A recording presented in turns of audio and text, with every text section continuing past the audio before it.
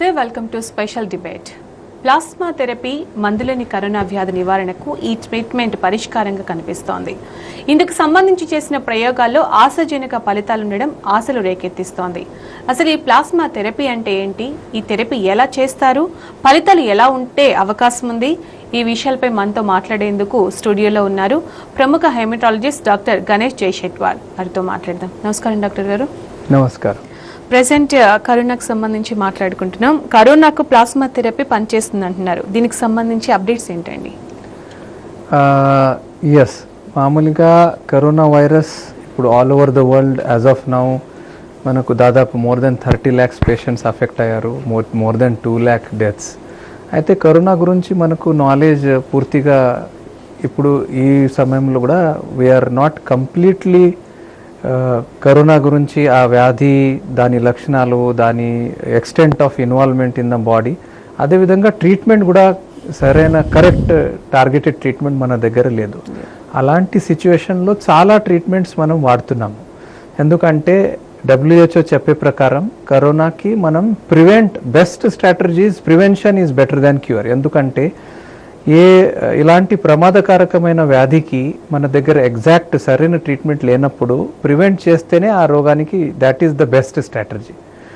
అదే కాకుండా ప్రివెన్షన్ చేయడానికి, ప్రివెన్షన్తో సహా ప్రివెన్షన్ ఎలా చేయాలి మనం రోజుకి వింటున్నాము, ప్రతి గంటలకి న్యూస్లో మీడియా ద్వారా మనం వింటున్నాము. ఇంటికాడ లాక్డౌన్ ఎందుకు చేశారు అంటే to prevent the spread across the society. అదేవిధంగా ఎవరికైతే కరోనా వైరస్ ఇన్ఫెక్షన్ ఉంది, వాళ్ళకి మామూలు లక్షణాలు ఉన్నాయి, అంత సీరియస్ హాస్పిటల్ అడ్మిట్ చేయే లక్షణాలు లేకపోతే వాళ్ళకి ఇంటికాడనే క్వారంటైన్ చేసి ఆ వ్యాధి దాదాపు 14 days, యావరేజ్ 14 to 21 days ఆ వ్యాధి రికవర్ అవ్వడానికి టైం ఉన్న ప్రకారం అంత రోజులు ఐసోలేషన్లో పెట్టి క్వారంటైన్ అని అంటాం. మనం క్వారంటైన్లో పెట్టాలి.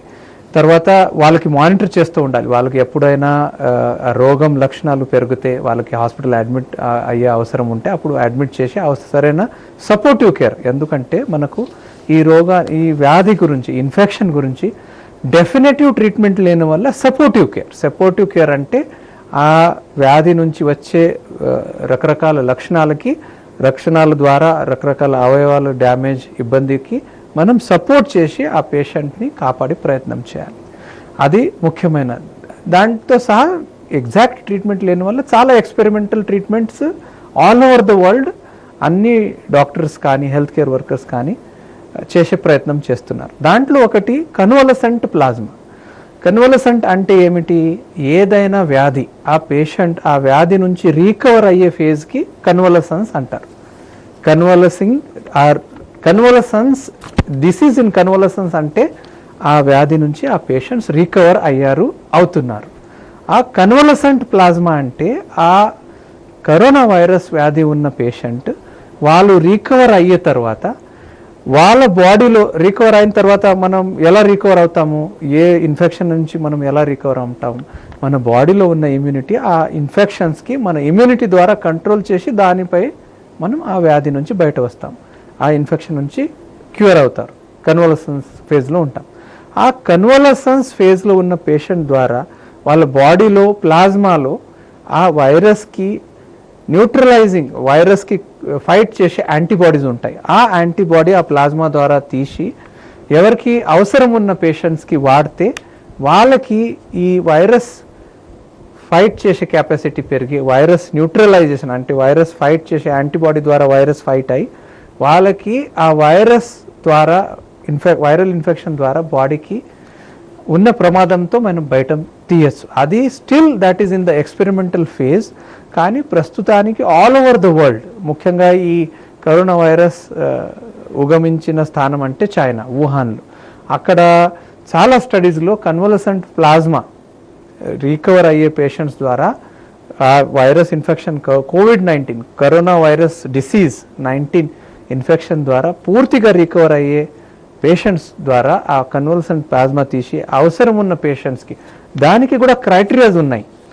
పేషెంట్స్ ఎవరి ద్వారా ఆ ప్లాస్మా తీయచ్చు, ఎవరికి అది ఉపయోగించవచ్చు, దానికి కూడా క్రైటీరియాస్ ఉన్నాయి. అయితే ఆ కన్వలసెంట్ ప్లాస్మా వాళ్ళ శరీరంలో మామూలుగా 200 నుంచి 400 ml చాలా తక్కువగా. మామూలు మనం బ్లడ్ ఎలా తీస్తాం బ్లడ్ డొనేషన్లో మనం దాదాపు 200 to 250 ml బ్లడ్ తీస్తాం. అదేవిధంగా ఒక స్పెషల్ మషిన్ ఉంటుంది, ఆఫెరెసిస్ మషిన్. అది ముఖ్యంగా పెద్ద హాస్పిటల్స్లో బ్లడ్ బ్యాంక్లో ఉంటుంది ఆ మషిన్.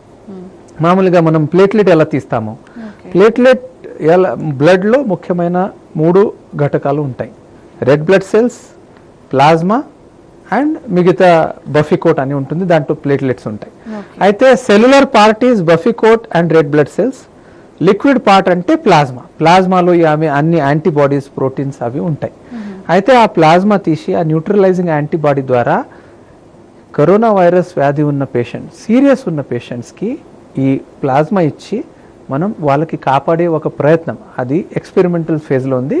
ఇప్పుడు దాకా అయ్యే రీసెర్చ్లో చాలా జనాలు చాలా సీరియస్ కరోనా వైరస్ వ్యాధి ఉన్న పేషెంట్స్ రికవర్ అయ్యారు. చైనాలో ఒక స్టడీలో 10 పేషెంట్స్కి అది ఇవ్వటం జరిగింది. దాంట్లో మ్యాక్సిమం పేషెంట్స్లో రికవరీ ఫేజ్ త్వరలో అయ్యే మనకు కనపడయ్యాయి. అలాగే షెంజన్ అనే సిటీలో 5 పేషెంట్స్కి ఇచ్చారు. దాంట్లో 3 పేషెంట్స్ పూర్తిగా రికవర్ అయ్యారు.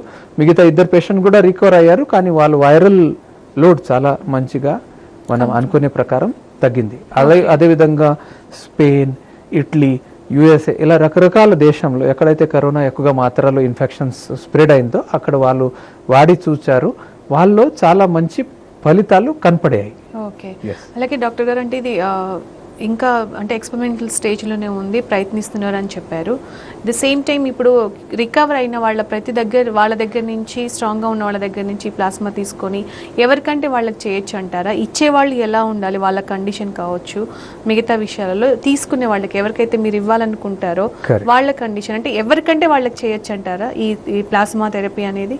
ఇది చాలా ముఖ్యమైన క్వశ్చన్ మేడం. ముఖ్యంగా దానికి కూడా WHO ప్లస్ యుఎస్లో, యునైటెడ్ స్టేట్స్ ఆఫ్ అమెరికా, అక్కడ అన్ని ట్రీట్మెంట్స్, అన్ని డ్రగ్స్ కానీ ఏదైనా ట్రీట్మెంట్ అది ఎక్స్పెరిమెంటల్ ఫేజ్లో ఉన్న దానికి అప్రూవల్ ఎలా ఇస్తారు, దాని ఫలితాలు చాలా మంచిగా ఉన్నాయి.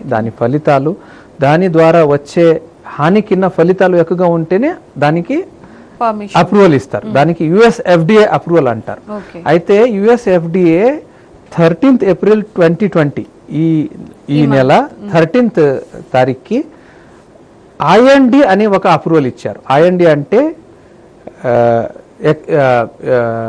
New drug which is promising, and దాని రిజల్ట్స్ ఇప్పుడు దాకా చేసే కొన్ని స్టడీస్లో మంచి ఫలితాలు చూపించాయి. ఆ IND అంటే ఫాస్ట్ యాక్సెస్ ఇచ్చి దానికి అప్రూవల్ ఇచ్చారు యుఎస్ఓలో కూడా.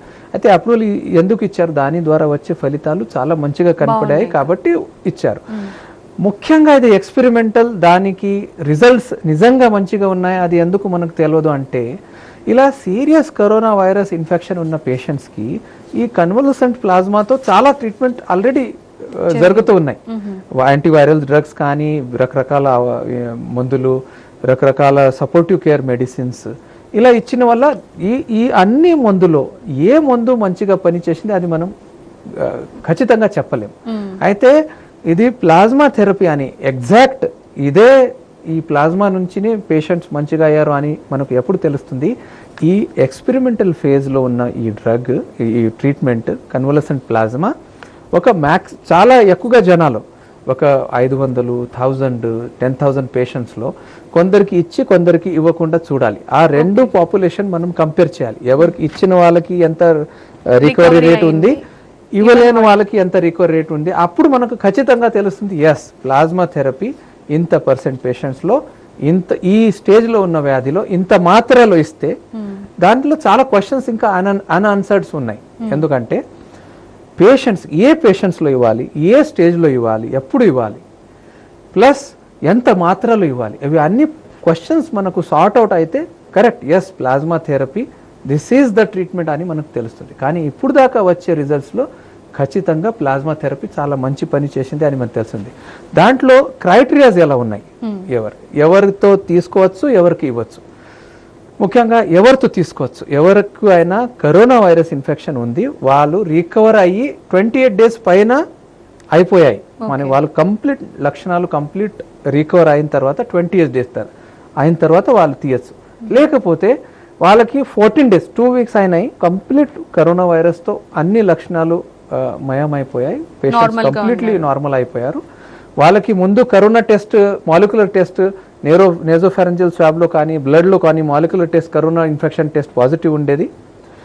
అది ఇన్ఫెక్షన్ ఉన్నప్పుడు టెస్ట్ చేయలేని పేషెంట్స్కి అది రికవర్ అయిన తర్వాత వాళ్ళ బాడీలో అది సిరాలజికల్ పీసీఆర్ టెస్ట్ ద్వారా కరోనా యాంటీబాడీస్ ఉన్నాయి, అది మనకు కన్ఫర్మ్ అయింది.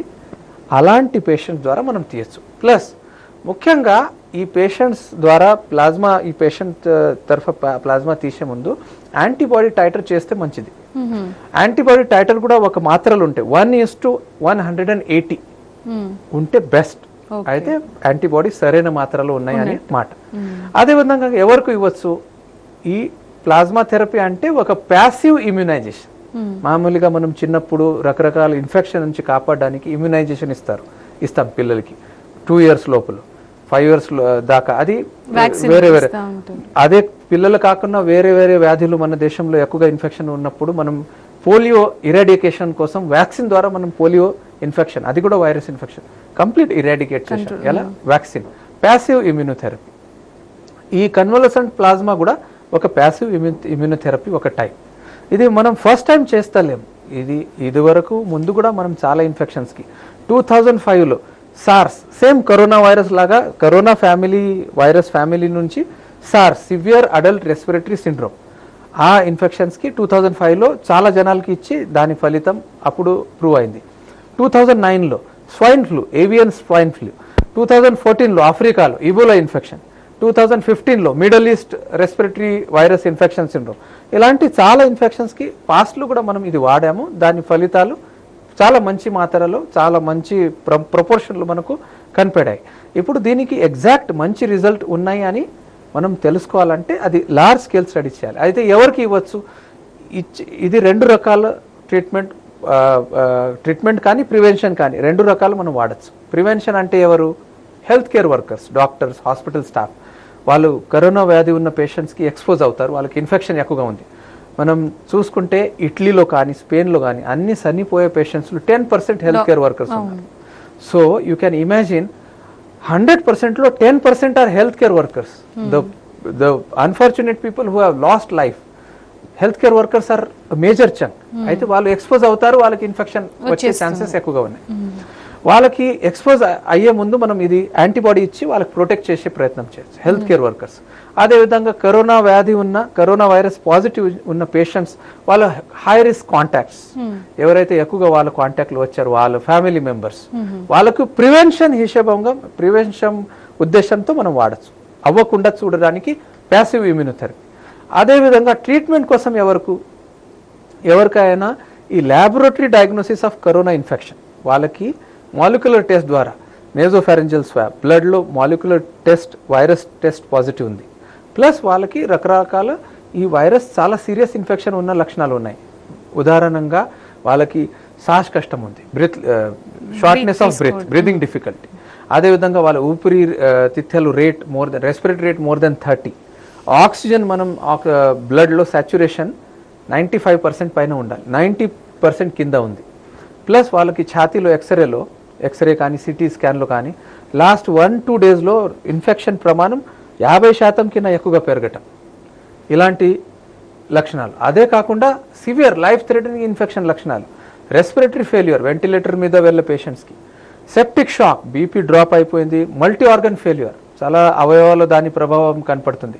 అలాంటి పేషెంట్స్కి ట్రీట్మెంట్ హిషభంలో as a treatment, one of the treatment convalescent plasma మనం వాడచ్చు. రైట్, వీళ్ళందరికీ కూడా మనం వాడొచ్చు అంటారు. రైట్ డాక్టర్, ప్లాజ్మా థెరపీకి సంబంధించి డిస్కషన్ కంటిన్యూ చేద్దాం. అంతకంటే ముందు షార్ట్ బ్రేక్ తీసుకుందాం. Stay tuned.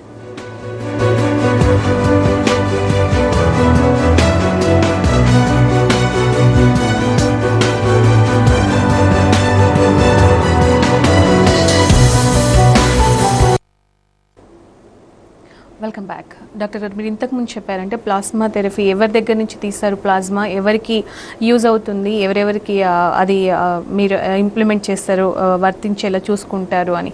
అలాగే ఈ మధ్య మన రాష్ట్రంలో ప్లాస్మా థెరపీ చేయించుకోవచ్చు అంటూ కేంద్రం అనుమతి ఇచ్చింది. సో ఎప్పటి నుంచి ఈ ట్రీట్మెంట్ మొదలు పెట్టబోతున్నారు? కరెక్ట్. ఇది ప్లాస్మా కన్వలసెంట్ ప్లాస్మా థెరపీ అనేది ఏం కొత్త ఏం కాదు. అది చాలా సహజంగా మనం రాష్ట్రంలో మనం వాడచ్చు. కానీ ఇప్పుడు దాకా దాని పైన ఉన్న మనకు అన్ని పిక్చర్ అవగాహన క్లియర్ లేకున్న వల్ల మనం ఇప్పుడు దాకా చేయలేదు. కానీ మన దేశంలో చాలా జగాలో, చాలా ప్లేసెస్, చాలా సిటీస్లో, బెంగళూరు, ముంబై, ఢిల్లీ, చాలా సిటీస్లో ఆల్రెడీ ఇది వాళ్ళు వాడి వాళ్ళకి పేషెంట్స్కి బెనిఫిట్ అయింది అని కనుక్కున్నారు. ఇదే విధంగా ఐసీఎంఆర్ ముందు ఫస్ట్ కేరళలో ఎక్కువ కేసెస్ ఉన్న వల్ల కేరళకి పర్మిషన్ ఇచ్చిన తర్వాత 5 స్టేట్స్, ఢిల్లీ, పంజాబ్, గుజరాత్, కర్ణాటక, కేరళ ఇలాంటి 5 స్టేట్స్లో పర్మిషన్ ఇచ్చాక ఇప్పుడు మన రాష్ట్రం కూడా పర్మిషన్ వచ్చింది. అయితే కన్వలసెంట్ ప్లాస్మా అని వాడేది మన రాష్ట్రంలో ఆ ఫెసిలిటీస్ ఉన్నాయి. మామూలుగా platelet donation, single donor platelet, ఎలా ఆఫెరెసిస్ మషిన్లో తీస్తామో ఆ మషిన్లో ఓన్లీ ప్లేట్లెట్ తీస్తాం. మిగతా బ్లడ్ కానీ ఆ ప్లాస్మా కానీ మళ్ళీ పేషెంట్ బాడీలో, అది డోనర్ బాడీలో రిటర్న్ చేస్తాం. కానీ కన్వలసెంట్ ప్లాస్మాలో రెడ్ బ్లడ్ సెల్ రిటర్న్ చేసి ప్లాస్మా కలెక్ట్ చేస్తాం. 200 ml to 400 ml ప్లాస్మా. ఆ రికవర్ అయిన పేషెంట్స్ 28 days మినిమం, 28 days ఉన్న డోనర్ దొరకకపోతే 14 days ప్లస్ వాళ్ళకి 2 కాన్సెక్యూటివ్ కరోనా టెస్ట్ వాళ్ళ బ్లడ్లో నెగటివ్ రావాలి. ప్లస్ యాంటీబాడీ ఒక టైటర్ మాత్రలో ఉంటే వాళ్ళ దగ్గర ఆ డోనర్ నుంచి ఆ రికవర్ అయిన పేషెంట్ ద్వారా మనం ప్లాస్మా తీసుకోవచ్చు. అయితే ప్లాస్మా తీసుకోవటం చాలా సహజం. మన రాష్ట్రంలో, మన తెలంగాణ రాష్ట్రంలో అన్ని ప్లేసెస్లో ఒక టెర్షరీ కేర్ హాస్పిటల్స్లో ఇవన్నీ ఫెసిలిటీస్ అవైలబుల్ ఉన్నాయి. We're all geared up. మనం అన్నీ సిద్ధంగా ఉన్నాం. ఇలాంటి అవసరం ఉన్న పేషెంట్స్, ఎవరైనా పేషెంట్స్ ఈ క్రైటీరియాలో వస్తే, చాలా పేషెంట్స్ సిక్ ఉన్నారు, వాళ్ళ ఈ నేను చెప్పే ప్రకారం criterias respiratory failure, multi organ failure, శ్వాస కష్టం, ఊపిరిక రేట్ మోర్ దెన్ 30, సాచురేషన్, ఇవి అన్నీ ఉన్న పేషెంట్స్కి మనం డెఫినెట్లీ వాడచ్చు. అండ్ అలాంటి సర్కమ్స్టాన్సెస్ వస్తే, అలాంటి పేషెంట్స్ వస్తే we're already at Yashoda Hospitals, Somajigoda. We are all ready to handle such patients. మన దగ్గర రికవర్ అయిన కొన్ని కరోనా వైరస్ ఇన్ఫెక్షన్ నుంచి రికవర్ అయ్యి 14 days అయిన పేషెంట్స్ కూడా ఉన్నారు. వాళ్ళు టెస్టింగ్ చేసి వాళ్ళు ఫిట్ ఉంటే, వాళ్ళు అన్ని క్రైటీరియా ఫుల్ఫిల్ చేస్తే అవసరం ఉన్న పేషెంట్స్కి మనం ఖచ్చితంగా ఇది వాడచ్చు. ఓకే, అంటే ఇవ్వడానికి ఎక్కడ ప్రాబ్లం లేదు అంటారు. కరెక్ట్. అలాగే అంటే ఇప్పుడు ఇవ్వడం వల్ల ఎలాంటి బెనిఫిట్స్ ఉంటాయో చెప్పారు. డిసడ్వాంటేజ్ అంటే ఏమైనా నెగిటివ్స్ ఉన్నాయా ఈ ప్లాస్మా థెరపీ వల్ల? ఎస్. అయితే ప్లాస్మా థెరపీ ఒక haematologist, blood specialist, bone marrow transplant specialist హిషేబంగా నేను we use it on daily basis, right. చాలా వ్యాధులకి, కొన్ని బ్లడ్ వ్యాధులు ఉన్నాయి, టీటీపీ అని, దాంట్లో ప్లాస్మా ఎక్స్చేంజ్ చేస్తాము.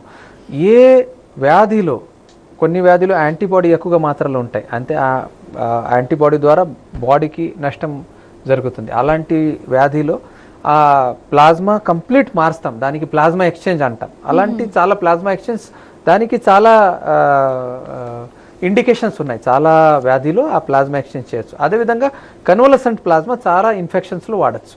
మేము బోన్ మ్యారో ట్రాన్స్ప్లాంట్ పేషెంట్స్లో కొన్ని ఇన్ఫెక్షన్స్, ఇది కరోనా వైరస్ లాగా ఒక సిఎంవి ఇన్ఫెక్షన్ అని ఉంటుంది, అది పెరిగితే దానికి సిఎంవి పాజిటివ్ ప్లాస్మా కూడా మనం వాడచ్చు. అలా అయితే ఇది కొత్త ఒక విషయం కాదు. ఇది మేము చాలా సంవత్సరం నుంచి ఇది చాలా వేరే వ్యాధులకి జనరల్ గా ఏ వ్యాధులకు సంబంధించి ఇంతకు ముందు మీరంతా కూడా ముఖ్యంగా ఇన్ఫెక్షన్స్, అన్కంట్రోల్డ్ ఇన్ఫెక్షన్స్ కానీ, అదే విధంగా కొన్ని బ్లడ్ వ్యాధులు, TTP, thrombotic thrombocytopenic purpura, Guillain Barre syndrome, ఇలాంటి రోగంలో కొన్ని ఎక్సెస్ యాంటీబాడీస్ బాడీలో రకరకాల అవయవాలు అటాక్ చేస్తాయి.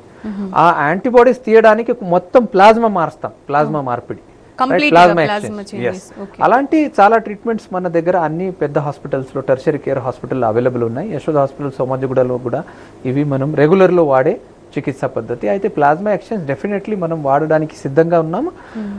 కానీ హానిలు అంటే ఏమిటి? ఈ కన్వలసెంట్ ప్లాస్మా నేను ముందు చెప్పే ప్రకారం ఈ సీరియస్ స్టేజ్లో ఉన్న పేషెంట్స్కి మనం చాలా ట్రీట్మెంట్ ఒకటేసారి వాడుతున్నాం, వాళ్ళు కాపాడాలనే ఉద్దేశంతో. అయితే ఏ దాంట్లో ఏ ట్రీట్మెంట్ మంచి పని చేస్తుందో మనకు తెలియదు. ప్లాస్మా ద్వారా ఇప్పుడు కొన్ని ఇన్ఫెక్షన్స్, మామూలు బ్లడ్లో, ఆ డోనర్లో ఉన్న బ్లడ్లో ఉన్న టెస్ట్ కొన్ని ఫాల్స్ పాజిటివ్ వచ్చాయి, ఆ ఇన్ఫెక్షన్స్ ఆ పేషెంట్కి వచ్చే ఛాన్సెస్ ఉంటాయి. కొద్దిసారి ఈ ప్లాస్మా బెనిఫిట్ కాకుండా ఇమ్యూనిటీ సప్రెస్ చేసి దానివల్ల వాళ్ళకి ఉన్న కరోనా వైరస్ ఇన్ఫెక్షన్ కూడా స్ప్రెడ్ అయ్యే ఒక థియరటికల్ పాసిబిలిటీ ఉంది. అయితే ఈ ప్లాస్మా ద్వారా ఒక మామూలు సైడ్ ఎఫెక్ట్స్ ఉండే ఛాన్సెస్ ఉంటాయి. కానీ ఇప్పుడు ప్రస్తుతానికి దానికోసం మనం ఎవరికి వాడతాము? చాలా సీరియస్ స్టేజ్లో పేషెంట్స్ వాళ్ళకి అది ఒక లైఫ్ థ్రెటనింగ్ రెస్క్యూ ట్రీట్మెంట్ విషయంలో ప్లాస్మా కన్వలసెంట్ ప్లాస్మా మనం వాడచ్చు. సో అలాంటి టైంలో వాడతారు కాబట్టి సైడ్ ఎఫెక్ట్స్ పెద్ద మ్యాటర్ కాదు అంటారు. మెడిసిన్లో ఏ ట్రీట్మెంట్ అయినా మనం ఎప్పుడు వాడతాము దాని ద్వారా వచ్చే బెనిఫిట్స్ ఎక్కువగా ఉన్నది, దాని ద్వారా వచ్చే సైడ్ ఎఫెక్ట్స్ కింద చాలా ఎక్కువగా మాత్రలు ఉంటే అప్పుడు దానికి మేము రిస్క్ బెనిఫిట్ రేషియో అంటాం. ఎప్పుడైతే benefits are far more than the risks involve then we use that treatment. Okay. అలాగే ఇప్పుడు బ్లడ్ క్యాన్సర్ అంటే క్యాన్సర్తో సఫర్ అవుతున్న వాళ్ళు చాలా మంది ఉంటారు. బ్లడ్ క్యాన్సర్తో బాధపడే వాళ్ళకి కరోనాకు సంబంధించి ఈ టైంలో వాళ్ళు ఎలాంటి కేర్ తీసుకోవాలంటారు, వాళ్ళు ఎలాంటి ట్రీట్మెంట్ వాళ్ళకి ప్రెసెంట్ అందుబాటులో అవసరం అంటారు? కరెక్ట్. సో మామూలుగా బ్లడ్ క్యాన్సర్ కానీ బ్లడ్ వ్యాధులు ఉన్న పేషెంట్స్ వాళ్ళ ఇమ్యూనో కాంప్రమైజ్ పేషెంట్స్, మన హెల్దీ జనాల కింద వాళ్ళ ఇమ్యూనిటీ తక్కువగా ఉంటుంది. వాళ్ళ వ్యాధి వల్ల ఇమ్యూనిటీ తక్కువగా ఉంటుంది, ప్లస్ ఆ వ్యాధికి వాడే మెడిసిన్ వల్ల కూడా వాళ్ళ ఇమ్యూనిటీ కొంత మాత్రాలు తగ్గుతుంది. అలాంటి పేషెంట్స్ ఈ కరోనా వ్యాధి ఇన్ఫెక్షన్ వస్తే వాళ్ళకి ఆ కరోనా వ్యాధి ద్వారా వచ్చే హానిలు చాలా ఎక్కువగా అయ్యే ఛాన్సెస్ ఉంటాయి. వాళ్ళకి లైఫ్ రిస్క్ ఎక్కువగా ఉంటుంది. మామూలుగా diabetes, blood pressure, heart disease, kidney disease, liver disease ఇలాంటి రకరకాల వ్యాధి ఉన్న పేషెంట్స్కి, ఆల్రెడీ వ్యాధి ఉన్న పేషెంట్స్కి వాళ్ళ ఇమ్యూనిటీ తక్కువగా ఉన్న వల్ల కరోనా ప్లస్ ఏజ్ ఎక్కువగా ఉన్న పేషెంట్స్ 50-60 ఇయర్స్ అబోవ్ ఉన్న పేషెంట్స్, అదేవిధంగా బ్లడ్ క్యాన్సర్, బ్లడ్ వ్యాధి, రకరకాల క్యాన్సర్ ఉన్న పేషెంట్స్ వాళ్ళ బేస్ లైన్ ఇమ్యూనిటీ తక్కువగా ఉన్న వల్ల వాళ్ళకి కరోనా వైరస్ ఇన్ఫెక్షన్ వస్తే ఆ వైరస్ స్ప్రెడ్ అయ్యి చాలా అవయవాలు డ్యామేజ్ చేసి ప్రాణానికి ప్రమాదం ఎక్కువగా మాత్రాల్లో కనపడుతుంది. దానివల్ల ఇలాంటి పేషెంట్స్ బయట వెళ్లకుండా ఈ కరోనా వ్యాధి ఎప్పుడు వరకు అయితే మన రాష్ట్రంలో ఒక థ్రెట్ లాగా ఎక్కువగా మాత్రాలు ఇన్ఫెక్షన్స్ సొసైటీలో ఉన్నప్పుడు వాళ్ళు అంతా వాళ్ళు బయట వెళ్ళకూడదు, రైట్? మరి బ్లడ్ వ్యాధి, బ్లడ్ క్యాన్సర్ పేషెంట్స్ ఎవరికి ట్రీట్మెంట్ అవసరం, వాళ్ళకి డాక్టర్ దగ్గర ఫాలోఅప్ అవసరం, వాళ్ళు ముఖ్యంగా టెలిమెడిసిన్స్ ఎక్కువగా మాత్రాలు వాడితే వాళ్ళు బయట ఎక్స్పోజ్ అయ్యే ఛాన్సెస్ తగ్గించవచ్చు. Social distancing, what is social distancing? ఆ ఇన్ఫెక్షన్స్ మనకు రాకుండా మనం prevention is better than cure, prevent చేసే ప్రయత్నం. అయితే ఈ హై రిస్క్ పాపులేషన్ దాంట్లో రకరకాల వ్యాధి ఉన్న patients plus blood cancer, blood వ్యాధి ఉన్న పేషెంట్స్కి అయినట్టు ఇంటికాడ ఉండటం మంచిది. అవసరం ఉన్నప్పుడు టెలిమెడిసిన్ ద్వారా డాక్టర్తో కన్సల్ట్ చేయాలి. చాలా అర్జెంట్ ఎమర్జెన్సీ ఉన్నప్పుడు మాత్రమే హాస్పిటల్ వెళ్ళాలి. రైట్.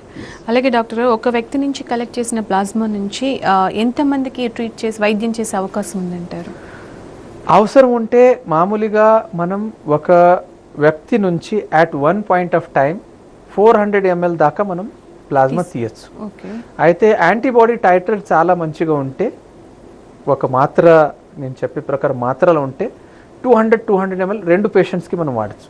కానీ యావరేజ్ 1 డోనర్ నుంచి 1 పేషెంట్స్కి వాడితే బెస్ట్ రెస్పాన్సెస్. అది సరైన మాత్రలో యాంటీబాడీ తీసి మనం వాళ్ళకి వాడచ్చు. ప్రెసెంట్ వచ్చేసి కరోనా ట్రీట్మెంట్కి సంబంధించి ఎలాంటి పరీక్షలు జరుగుతున్నాయని, వాటి ఫలితాలు ఎలా ఉంటాయి అనుకుంటున్నాను మీ అబ్జర్వేషన్? ముఖ్యంగా కరోనా వైరస్ ఇన్ఫెక్షన్ డిటెక్ట్ చేయడానికి molecular test, virus specific molecular test, దానికి స్పెసిఫిసిటీ, సెన్సిటివిటీ మంచిగా ఉంది. అయితే ఆ వైరస్ స్పెసిఫిక్ మాలిక్యులర్ టెస్ట్ మామూలుగా నేజోఫారెంజియల్ స్వాబ్, దాని సెన్సిటివిటీ ఎంత ఉంది? 60 to 70% మాత్రమే ఉంది. దానికోసం మనం రోజంతా న్యూస్లో వింటున్నాం, ముందు టెస్ట్ నెగటివ్ వచ్చింది కానీ వారం తర్వాత మళ్ళీ టెస్ట్ చేస్తే పాజిటివ్ వచ్చింది. చాలా మనం ఇన్సిడెంట్ కూడా వింటున్నాం. కొన్ని పేషెంట్ సర్జరీ, కొన్ని డాక్టర్ వేరే ప్రాంతాల్లో చేశారు. వాళ్ళు సర్జరీ చేసే ముందు టెస్ట్ చేసేటప్పుడు నెగటివ్ ఉండే, కానీ సర్జరీ అయ్యాక వాళ్ళు పాజిటివ్ ఉన్నది తెలిసిందే. ఎందుకంటే ఈ సెన్సిటివిటీ, స్పెసిఫిసిటీ అన్ని టెస్ట్, ఏ టెస్ట్కి అయినా సెన్సిటివిటీ అంటే ఆ టెస్ట్ ఎంతవరకు ఆ పేషెంట్లో ఇన్ఫెక్షన్ ఉంది అని మనం కనుక్కోవచ్చు. అయితే మ్యాక్సిమం సెన్సిటివిటీ 60-70% ఉంది. దాని అర్థం 30 to 40% పేషెంట్స్లో వాళ్ళకి ఇన్ఫెక్షన్ ఉన్నా కూడా టెస్ట్ నెగటివ్ రావచ్చు. దానికోసం మనం 2 సారి టెస్ట్ చేయాలి. 1 వీక్ గ్యాప్లో 2 సారి టెస్ట్, మాలిక్యులర్ టెస్ట్ చేస్తే మనకు తెలుస్తుంది. అదేవిధంగా పీసీఆర్ టెస్ట్ వస్తున్నాయి. పీసీఆర్ టెస్ట్ అది యాంటీబాడీ టెస్ట్. ఆ యాంటీబాడీ టెస్ట్ ఏం చెప్తాయంటే యాక్టివ్ ఇన్ఫెక్షన్ ఉండొచ్చు, ఇన్ఫెక్షన్ ద్వారా రికవరీ ఉండొచ్చు, రైట్? అయితే ఆ యాంటీబాడీ టెస్ట్, ఈ 2 రకాల టెస్ట్ మన రాష్ట్రంలో ముఖ్యంగా మన దగ్గర ఇప్పుడు అవైలబుల్ ఉన్నాయి. రైట్ డాక్టర్, ప్లాస్మా థెరపీకి సంబంధించి చాలా విషయాలు తెలియజేశారు. దాన్ని ఎలా యూస్ చేస్తారు, ఎలాంటి ఫలితాలు ఉంటాయని చాలా చక్కగా చెప్పారు. Thank you so much. Thank you. ఇది వాళ్ళ special debate. Stay tuned to T news.